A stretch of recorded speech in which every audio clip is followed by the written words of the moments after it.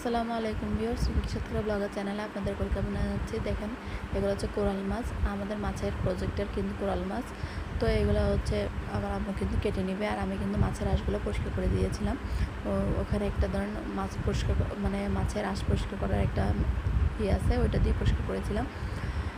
তো আমার আম্মু কিন্তু নিচে বসে কাজ করতে পারে না, হাঁটু গেড়ে কোনো কাজ করতে পারে না, যেহেতু আমার আম্মুর হাঁটুতে সমস্যা, আর হাঁটুর একটা অপারেশন হয়েছিল, যার কারণে আমার আম্মুর সব কিছু রান্না বলেন মানে সব কিছু কাটাকুটি বাছা সব কিছু আমার আম্মু এই চেয়ারে বসেই করে, নিচে বসতে পারে না। স্বাভাবিকভাবে আমার আম্মু কিন্তু চেয়ারে বসে এই কাজগুলো করতে গেলে অনেক কষ্ট হয়, তবে কিছু তো করার নেই, কাজ তো করা লাগবেই।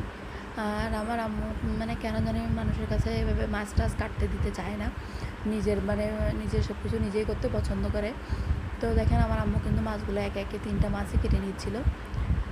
তো দেখেন, এর মধ্যে এবার আপনারা দেখছেন যে এগুলো আমাদের কিন্তু বাড়ির বিড়াল, এগুলো কিন্তু আমাদেরকে জ্বালায় না। এগুলো এই যে একটু করে আম্মু মাছের কাটাকুটোগুলো দিচ্ছিলো, ওগুলো কিন্তু খেয়ে চলে যাচ্ছিলো। আমরা কিন্তু এখানে মাছ কাটার সময় ছাইটা ইউজ করি, কারণ ছাইটা ইউজ করলে মানে আপনার হাত থেকে বারবার পিছলে যাবে না, আর আপনার হাত কাটার সম্ভাবনাও কমে যাবে। আর আমাদের যেহেতু নিজেদের বাড়ির ছাই, এগুলো কিন্তু অনেক পরিষ্কার, এগুলোতে কিন্তু কোনো ময়লা থাকে না। তো দেখেন, এইভাবে কেটে কুটে ধুয়ে আসার পরে দেখেন মাছগুলো কত ফ্রেশ হয়ে গেছে। তো এখানে ব্লগটা শেষ করছি। আল্লাহ হাফেজ।